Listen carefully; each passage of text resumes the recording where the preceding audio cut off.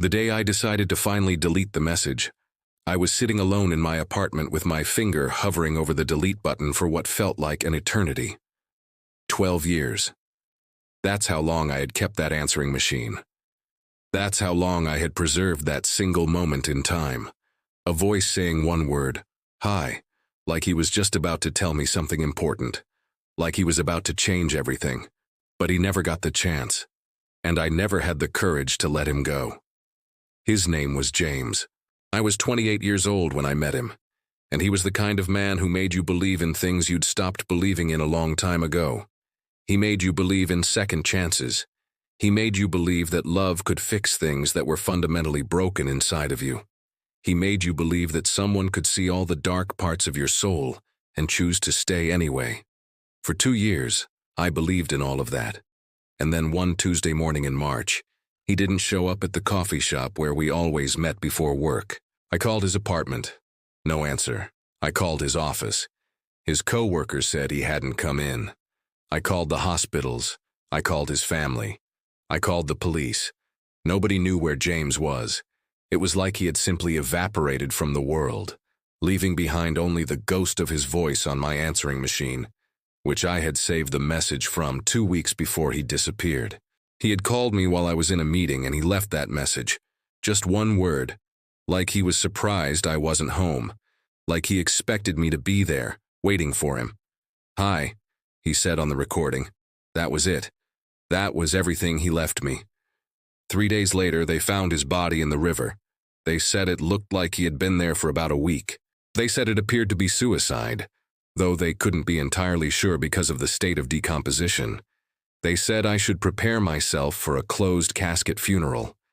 They said a lot of things that I don't remember, because the only thing I could focus on was the fact that I had that message. I had his voice. I had those 2 seconds of his existence preserved on magnetic tape, and as long as I didn't delete it, he wasn't entirely gone. I didn't go to the funeral. I couldn't. I was too busy sitting in my apartment with that answering machine, playing the message over and over again. "Hi, hi, hi." Like maybe if I heard it enough times, I could figure out what he had been about to say. Like maybe I could decode some hidden meaning in that single syllable that would explain why he had decided to end his life. Like maybe there was something I had missed, some clue that would have saved him if I had just been paying attention. My therapist at the time, and yes, I had a therapist because I was falling apart in ways that were impossible to hide, told me that I was obsessing over the message as a way of avoiding the reality of his death. She told me that I needed to accept that he was gone, and that holding on to his voice was just a way of refusing to move forward. She told me that I needed to let him go, but she didn't understand. She didn't understand that as long as that message was there, James wasn't entirely dead. He was suspended in time. He was caught in that moment right before he was about to say something. He was eternal in his incompleteness.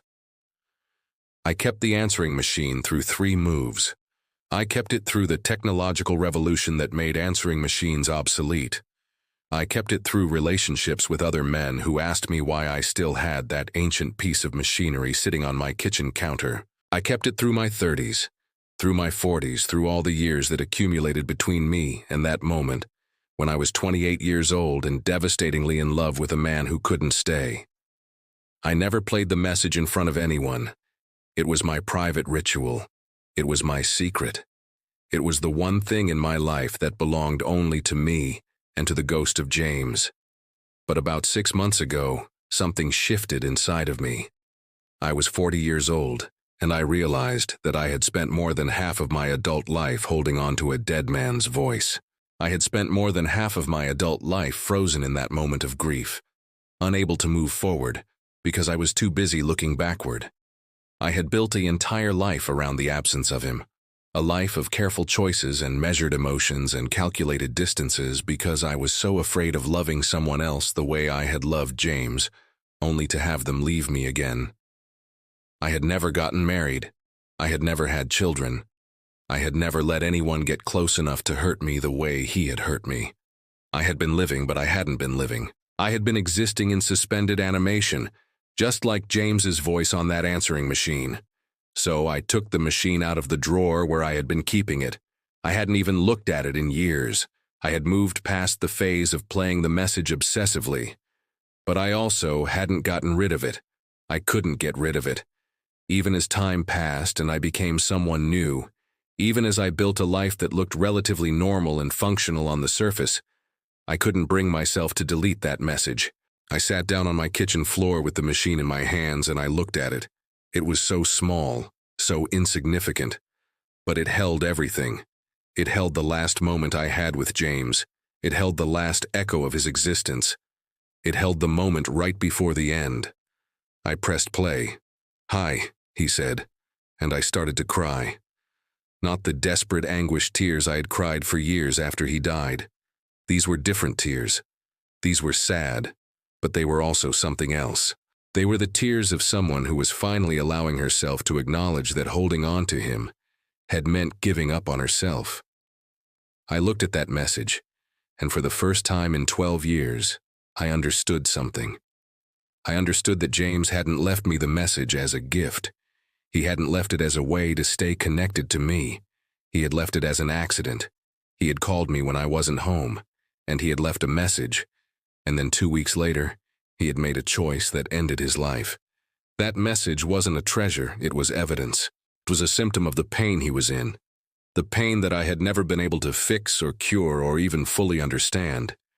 By holding on to that voice, by preserving it like some kind of sacred relic, I wasn't honoring James. I was honoring his death. I was honoring his pain.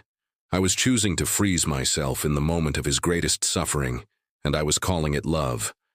I thought about all the things I had given up because I was so afraid of being left again. I thought about the man I had dated in my 30s who had asked me to move to California with him.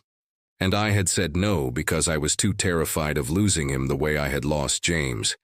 I thought about the women I could have been friends with if I had let myself be vulnerable enough to form real connections. I thought about the versions of myself that I had killed off preemptively, just so that no one would ever have the power to hurt me the way James had.